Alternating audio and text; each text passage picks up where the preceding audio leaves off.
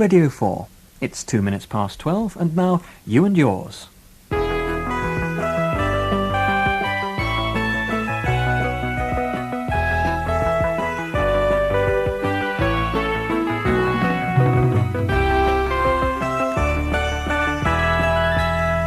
Hello, I'm Paul Heiney. And I'm Pattie Coldwell. Hello there. And welcome to the new look, You and Yours.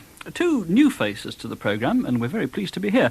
But although the programme has a new look and a new sound, I'd say our business is still much the same, isn't it? Indeed it is, and we want You and Yours to be, as it's always been, the first place we hope you turn for consumer news, views and stories. We haven't called it You and Yours for nothing. One new feature of our programme is the phone-in line. This is where you make the programme very much yours. Our phone lines open every morning at 11 o'clock, and we'll be inviting you to comment on stories you've heard, and sometimes we'll be asking you to come on the air. Well, the phone lines are also there for you to bring to our attention areas that you feel deserve investigation. Don't forget, the lines are open every morning at 11 o'clock, so please do use them. The number is 01 580 4411. But it doesn't mean that you can't write to us if you want to. So write or phone, we want to hear from you. And of course, every week we're producing the fact sheet. It's got names and addresses and details of stories we've covered in the week. And if you write in with a stamped addressed envelope, we'll send you one. So, the speeches are over. It's nice to be with you. Stay with us, please.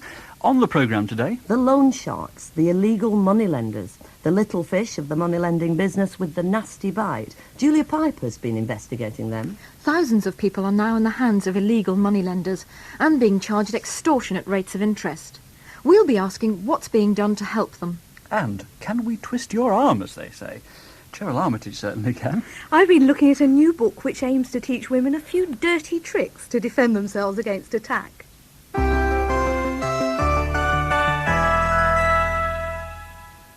One of the more unsavoury effects of the recession and high unemployment has been the growth of the illegal moneylender, or loan shark as he's more commonly called. People desperate for cash are turning to the shark and getting themselves deeper and deeper into debt. Julia Piper's been looking at the problem. What I discovered was that there are large numbers of people who've been persuaded, sometimes in very dubious ways, to borrow money from a loan shark, like this lady from Lambeth in London. Well, it was a door-to-door salesman. He came around knocking on the door selling bed sheets.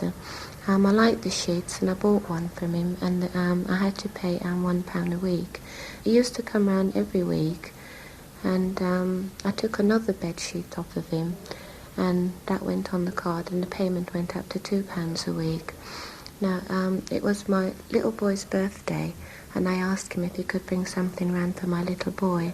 When he came, he said that he couldn't get it, but they do loans. That was when it first started, when I first took out the first £50 loan. And of course, once you're landed with a debt of that size, it gets more and more difficult to pay it off. Having taken out a £50 loan, that particular lady agreed to pay the sum back at £5 a week. And when she found she couldn't keep up with the repayments, the loan shark offered another loan to pay off the first. So she borrowed more and more to get herself out of debt, and ended up owing over £300, which she's having to pay off in weekly instalments of £40. And that's £6 more than she gets every week in supplementary benefit. Just before Christmas, I used to sit down and worry about it, and I had a nervous breakdown. And even though he knew that I was sick, he still kept coming round and offering me more loan, and I got worse. I had to keep going to the doctors, the hospital. All I was worried about is just clearing off the money that because I couldn't pay him, and I think he was trying to help me by saying he'll take out another loan to clear off what I owe, so I wasn't in any arrears. I was really nervous now because he was sort of losing his patience with me, but there's nothing I could do because I didn't have the money to give him.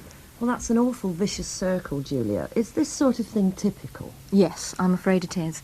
Citizens' advice bureaus tell us that they're dealing with nearly 1 million money problems a year, because many people are so desperate they borrow from the loan sharks, and there's just not a lot anyone can do. But surely there are laws to protect people. Yes, there are, because if a moneylender is getting more than £30, then he has to be licensed under the Consumer Credit Act. But, you see, it's a seller's market. People are so desperate to borrow money, business is booming for the loan sharks, and they're charging extortionate rates of interest. That lady we just heard from was paying an incredible 1,000% interest if you work her weekly repayments out over the year. But that's appalling. Isn't there a ceiling? No. As the law stands, there's no maximum on the interest that can be charged. We've come across one case of someone paying the equivalent of 1,000,000% interest. 1,000,000%? And the loan sharks have also got some pretty and pleasant ways of jogging your memory if by any chance you should forget to make a payment. Jack Girdwood is a trading standards officer working in Glasgow. A man who had got himself into real debt and went to one of these villains to get money at a local cafe.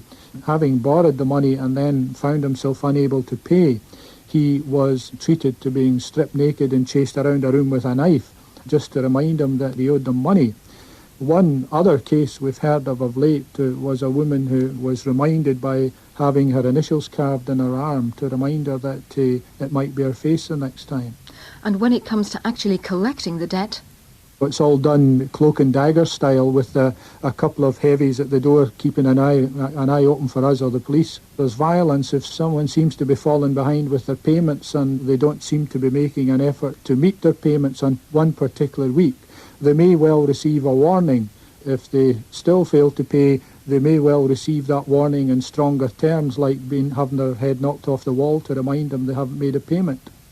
Well, that's in Glasgow, but poor old Glasgow does seem to get picked out on this one. Is it the same in other parts of the country? yes, it's the same all over the country, but it's particularly areas of high unemployment.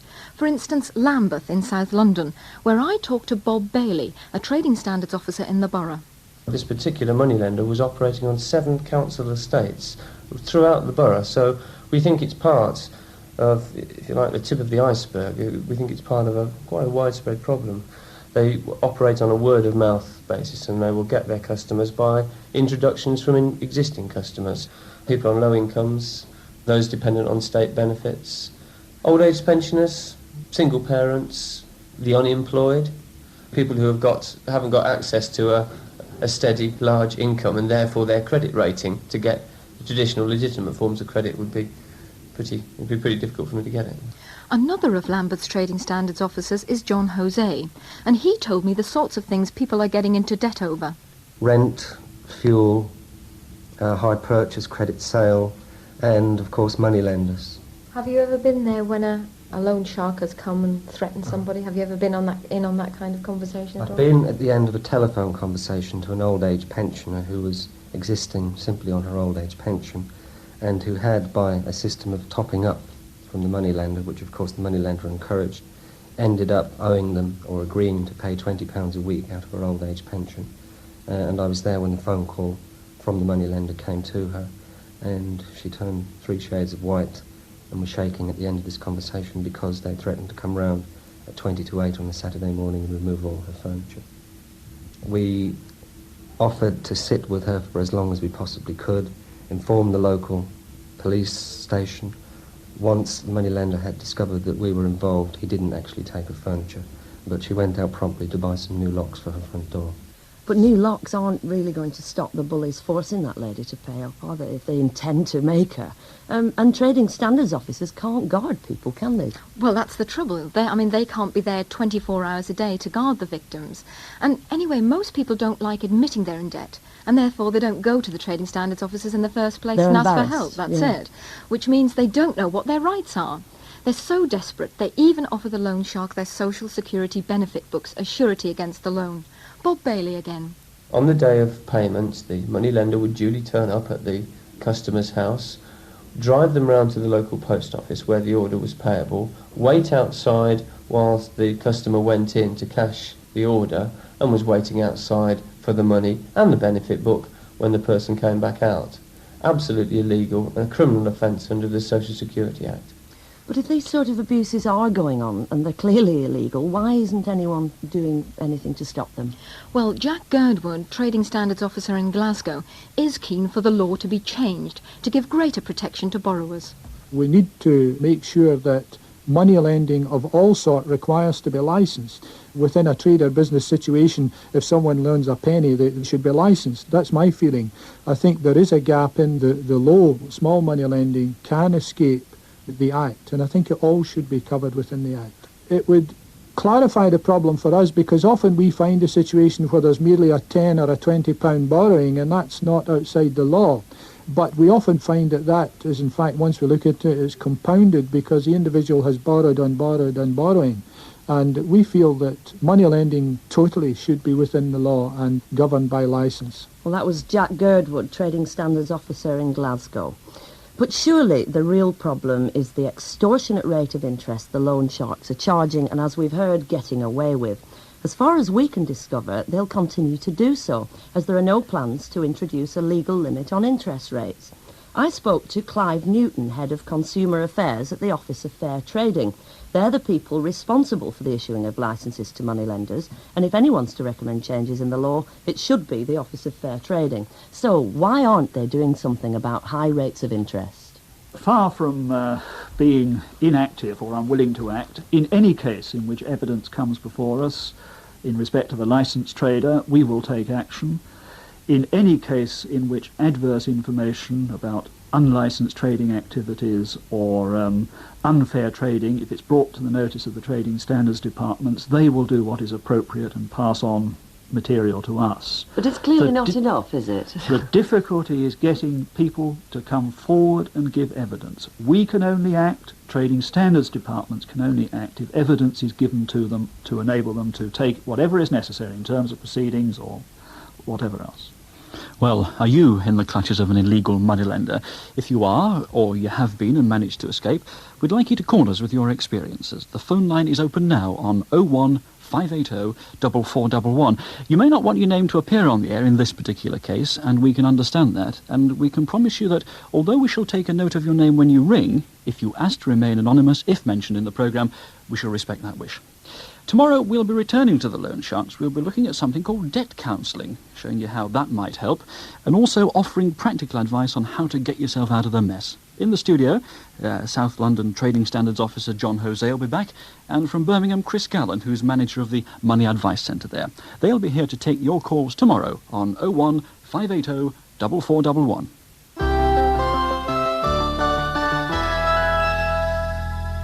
Now, I have to tell you, we're treating our reporter Cheryl Armitage with a whole new respect, because she was sitting in the corner of the office this morning, studiously scanning a book which is published today, called The Women's Code for Self-Defence. It is by Brigadier Mike Harvey, who's ex-commandant of the Army School of Physical Training and, wait for it, a consultant in restraint. And with qualifications like that, I think we'll treat him with respect too.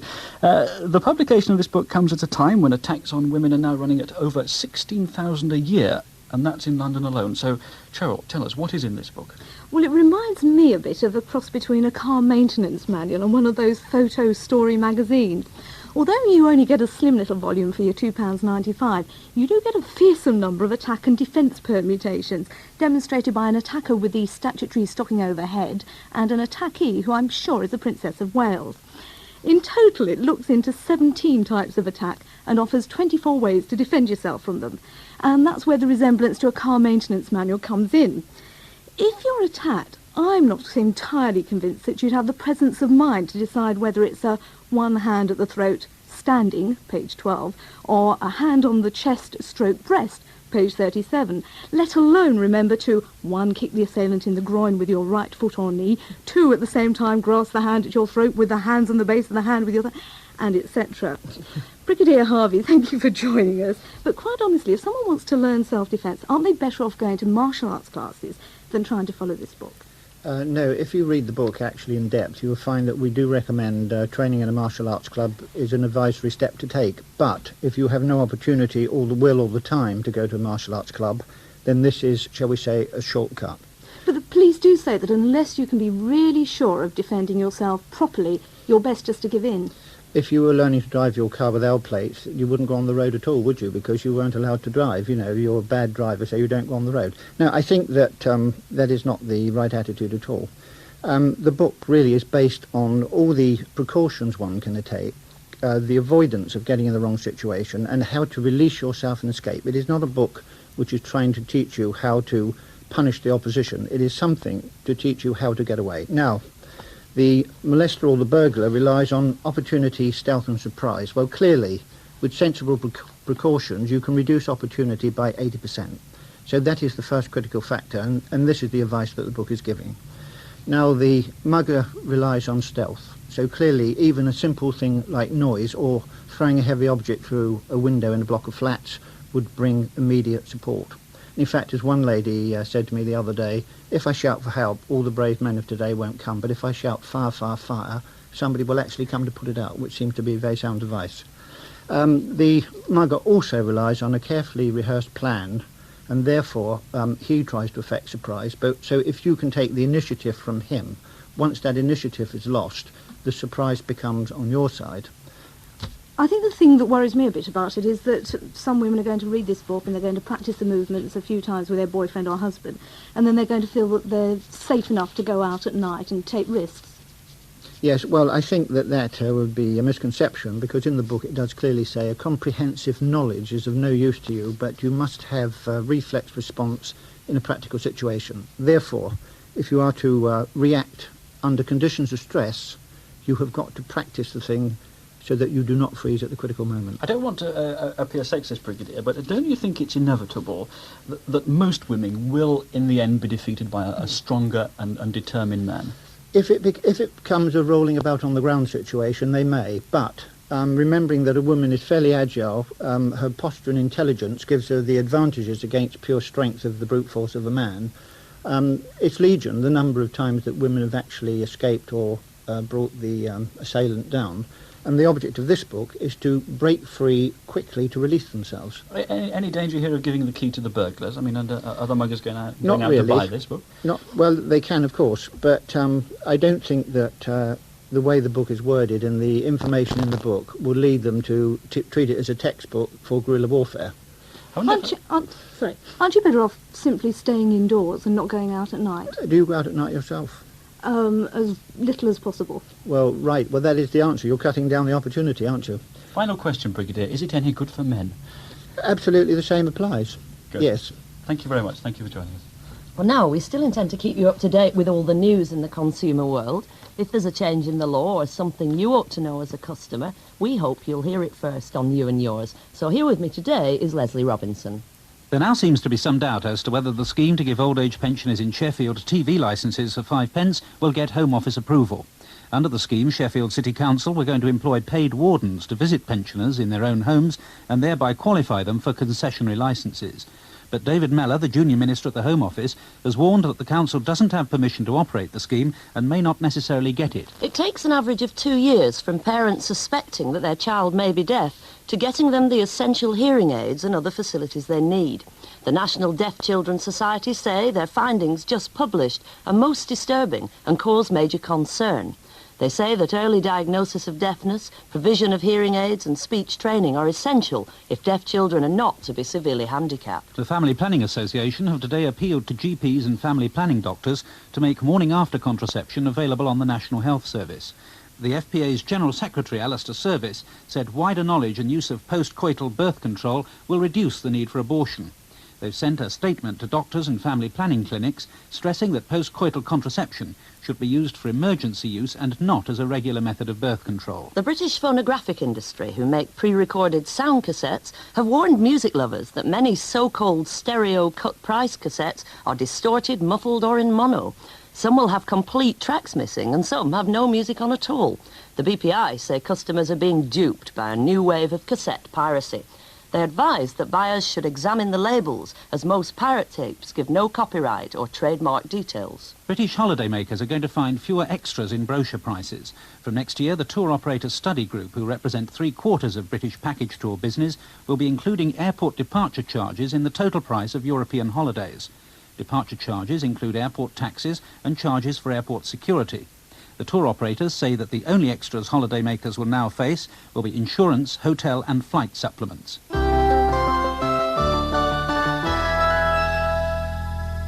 We've had an angry letter from a Miss Checkley of South West London about an item we did on You and Yours a couple of weeks ago on whether or not there should be legislation on dogs.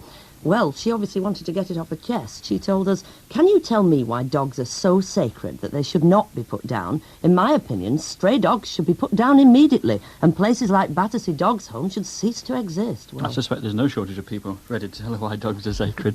I do feel sorry for Mrs. Jella, writing from Beeston in Nottingham, just as we were running an item which was suggesting that speed limits are unreasonable. Poor Mrs. Jella was writing out a cheque for her £30 fine for exceeding the 40-mile-an-hour speed limit. She says this was on a very wide wide dual carriageway and could accommodate a much higher speed limit.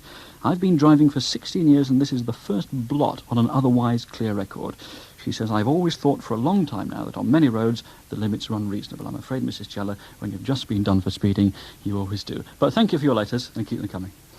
Now, if you find yourself in Marsham Street in the West End, outside the Transport Ministry today, keep your eyes open for Elsie.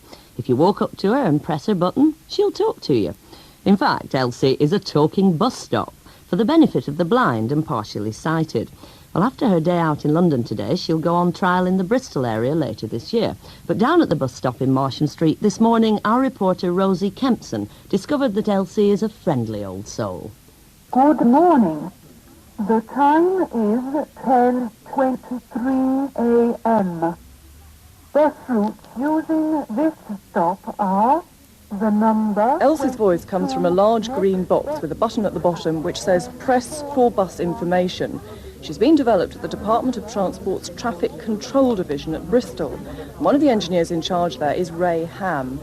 Ray, how exactly does Elsie work? It uses speech synthesis, which is speech reconstructed by a computer, to give information to blind and visually handicapped people, which you and I, as sighted people, gain from reading the bus timetable. So when you press the button, she starts off by telling you the buses which are served by that stop and their time of arrival. So she does actually tell you which bus is approaching, or does she tell you what time the bus should approach?